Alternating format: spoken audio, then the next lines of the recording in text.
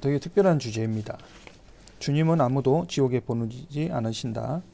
영이 스스로 몸을 던진다는 거. 57장인데 대부분의 크리스찬들이 가장 오해하는 것과 그리고 세상에 믿지 않는 자들이 가장 의문을 던지는 것 중에 하나가 뭐냐면 왜 주님은 지옥을 만드셨을까? 그리고 주님이 지옥에서 형벌을 주나? 어떻게 선하신 하나님이 형벌을 줄 수가 있나? 세상은 이것을 의문을 가지고 있는데 우리 크리스천들은 아무 생각 없이 그냥 받아들이기만 했어요. 신학의 중세시대에 그 사람의 수준에 맞는 그 성경 해석을 했다면은 이제 20세기에는 우리 지성이 발달했기 때문에 거기에 맞는 해석을 해야 되는데 이 성경이라는 것은 해석이 고정되어 있는 게 아니에요. 우리가 더 지혜로운 해석, 더 천국적인 해석들을 내놓아야 되는데 발전을 안 하고 있다는 거죠. 그게 뭐냐? 보수들, 기득권들이 자기 밥그릇 싸움 하는 거예요. 그래서 진보자 보수다 하는 것들은 우리가 거기 휘말리면 안 됩니다. 진보가 옳은 것도 아니고 보수가 옳은 것도 아니에요. 진보와 보수를 통해서 발전해 나가야죠.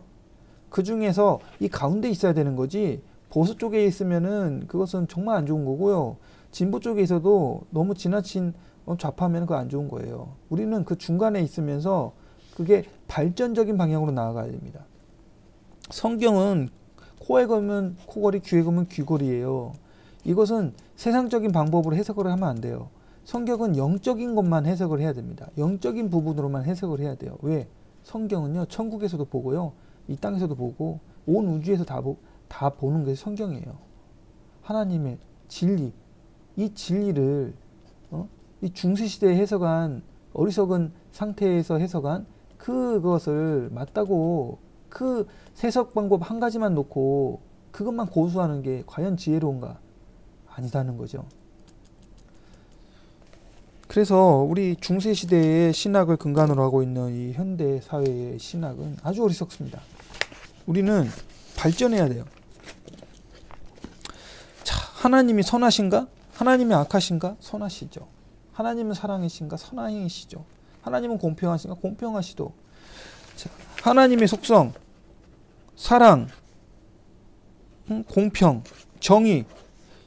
하나님은 사랑이시고 공평하시고 정의로우시다 라는 믿음을 가지고 여기서부터 신앙이 출발을 해야 돼요.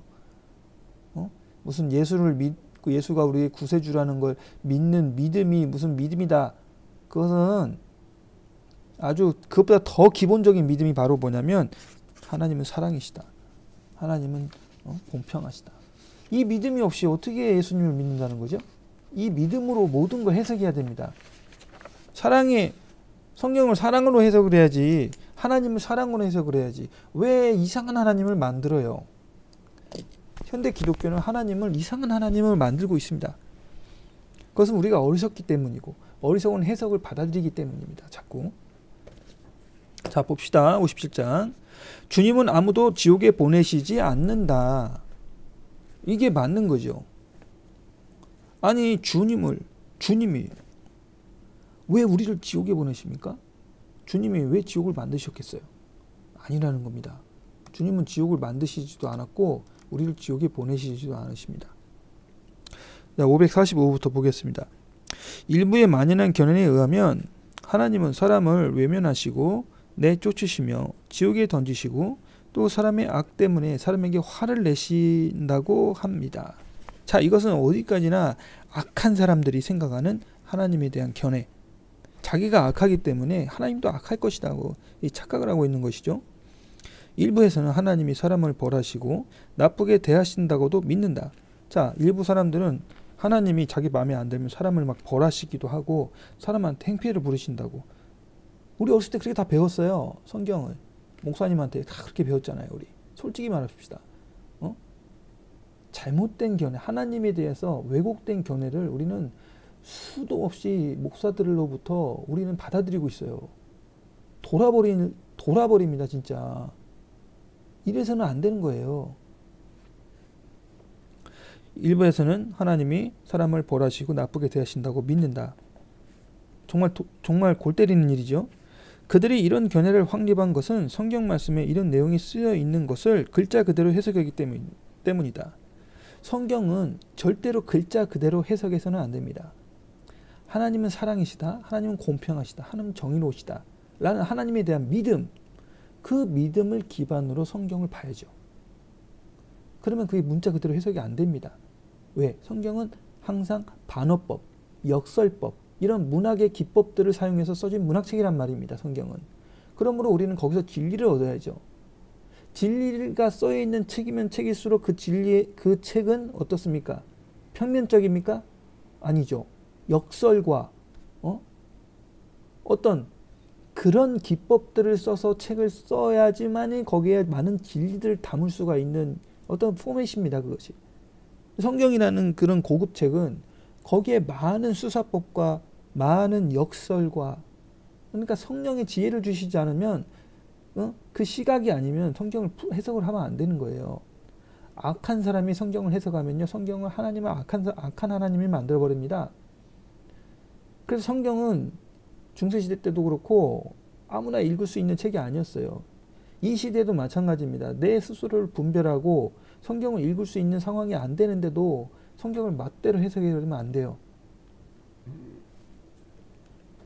이어서 하겠습니다. 사실 그 글자들의 의미를 밝혀주는 속뜻은 전혀 이와 다른데 그들은 그것을 모르고 있는 것이다. 교회의 참된 교리, 즉 성경의 영적 의미가 가르치는 바는 그 글자의 의미와는 다르다. 성경에 그 문자적인 의미가 있고 그 속뜻이 있죠. 예를 들어서 예수님이 니고데모한테 사람이 거듭나지 않으면 천국에 들어갈 수 없다. 이 속뜻을 보면은 이제 다른 의미인데 문자적인 뜻으로는 뭐였습니까? 사람이 거듭난다. 거듭난다는 건 다시 태어난다는 말인데 니고데모 뭐라고 했어요? 그러면 사람 뱃속에 들어갔다가 엄마 뱃속에 다시 들어갔다 다시 나와야 됩니까? 라고 물어본 건 니고데모가 문자 그대로를 해석한 거예요. 예수님의 말씀을. 근데 예수님은 틀렸다는 거예요. 네 해석이 틀렸다. 내 말을 문자 그대로 해석하지 마라.